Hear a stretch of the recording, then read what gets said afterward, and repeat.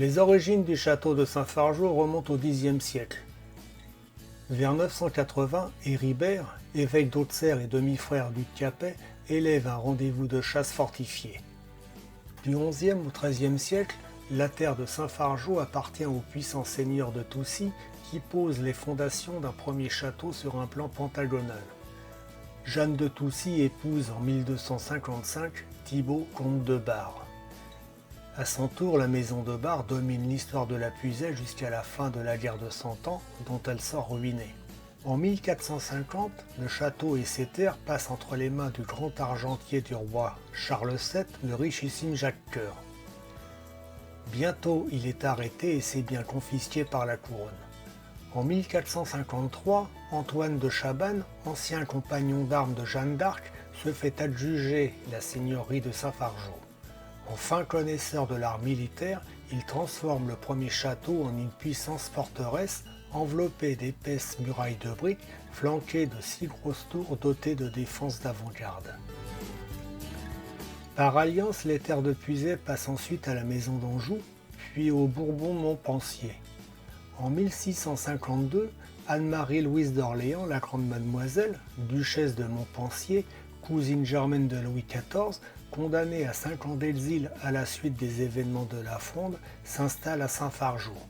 Elle fait intervenir l'architecte François Levaux sur les façades intérieures du château, les toitures, construit le grand escalier et perce une entrée vers le jardin.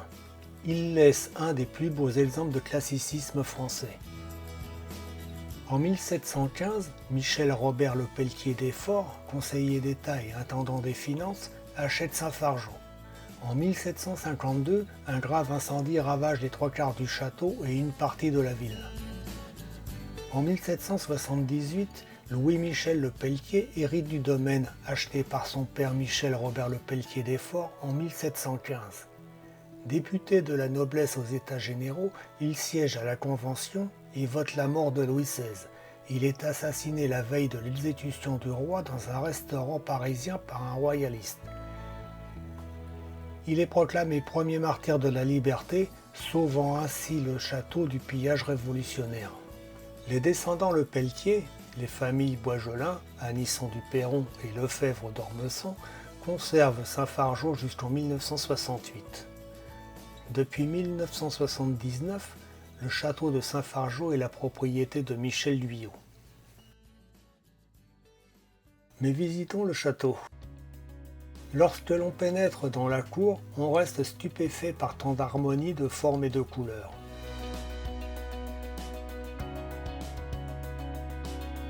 On doit au célèbre architecte Levaux la magnifique cour d'honneur, chef-d'œuvre du classicisme, avec son grand perron semi-circulaire, la chapelle, les tours surmontées de lanternons de style italien.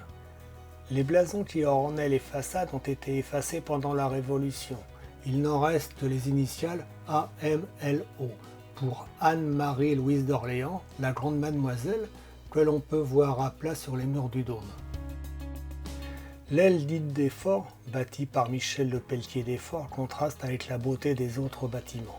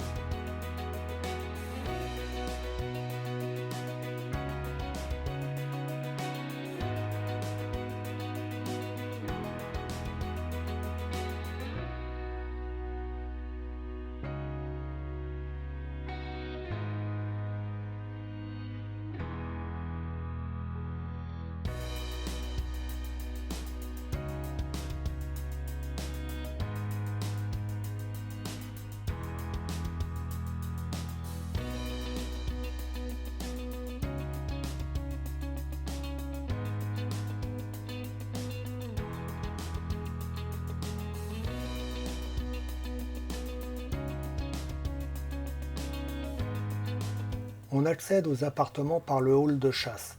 Avec ses trophées, ses trompes et ses photographies anciennes, cette entrée évoque l'origine même du château, ancien rendez-vous de chasse. Les dernières chasses à courre en forêt de Saint-Fargeau eurent lieu dans les années 1950.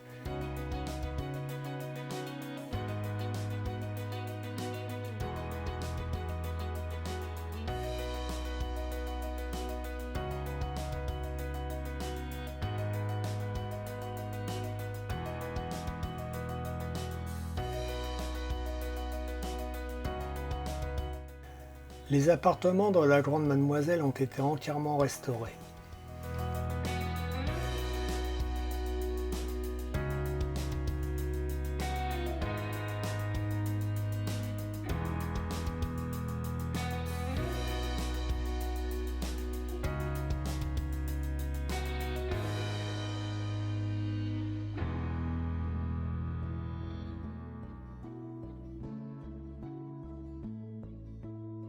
On peut également admirer une bibliothèque entièrement réalisée en chêne qui contient environ 2000 livres.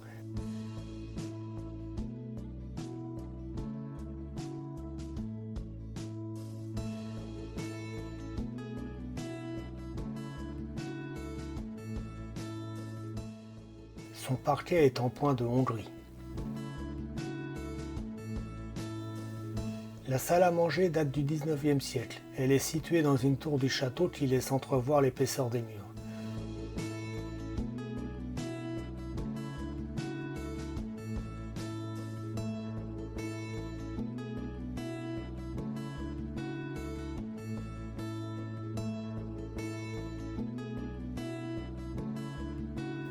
Le salon de billard date également du XIXe siècle.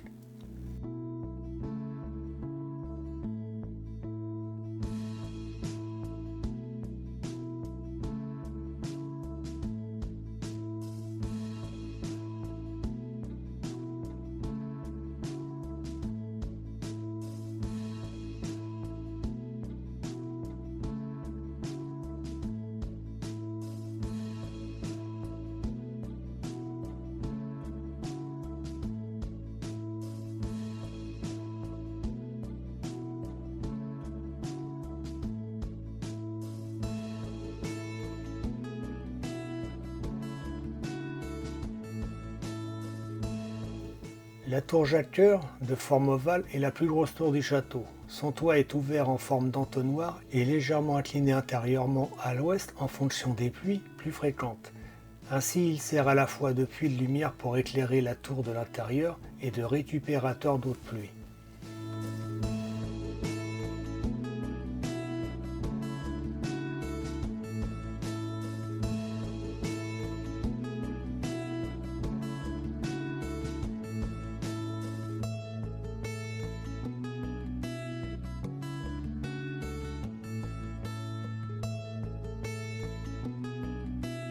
Les toitures du château et des écuries représentent une surface de 20 000 m². Le château à lui seul représente 15 000 m².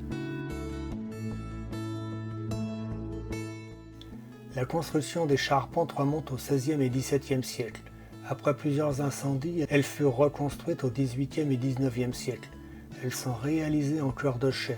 Environ 1200 m3 de bois furent nécessaires, soit l'équivalent d'une forêt de 60 hectares. La quasi-totalité des assemblages est réalisée selon le principe Tenon et Mortaise. Les chevilles sont en acacia.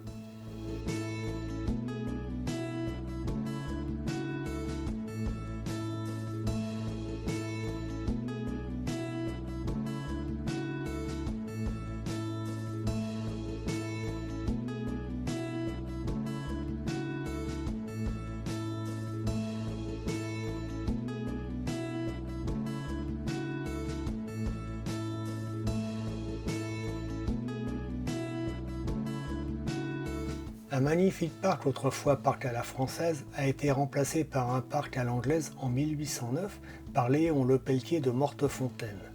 Il couvre une superficie de 120 hectares agrémentée d'une pièce d'eau. Quelques 17 km d'allées cavalières sillonnent sa prairie et ses bois plantés d'arbres centenaires.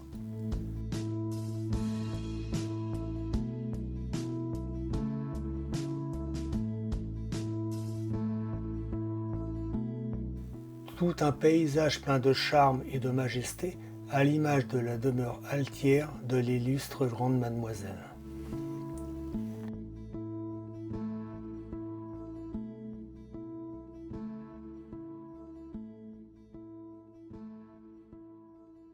En 1778, Louis-Michel Le Pelletier hérite du domaine acheté par son père Michel Robert Le Pelletier des Forts en 1715. Conventionnel, il vote la mort de Louis XVI et est assassiné la veille de l'exécution du roi dans un restaurant parisien par un royaliste. La scène a été peinte en 1793 par Jacques-Louis David au même titre que la célèbre mort de Marat. L'anecdote raconte que l'œuvre fut achetée par la fille unique de Louis-Michel Le Pelletier aux héritiers du peintre David sous condition de ne pas la détruire. Selon la légende, elle l'aurait cachée dans un mur de la demeure et personne n'a encore été en mesure de la localiser jusqu'à aujourd'hui. Jean d'Ormesson, héritier de la famille Le Pelletier, raconte qu'il était alors de tradition dans la famille qu'à chaque génération la mère transmette le lieu de la cachette à sa fille. Le secret aurait été perdu avec la mort, pendant l'occupation allemande, de la grand-mère de l'écrivain, Valentine Marie Marguerite de Boisgelin, sans que sa fille ait pu être à son chevet.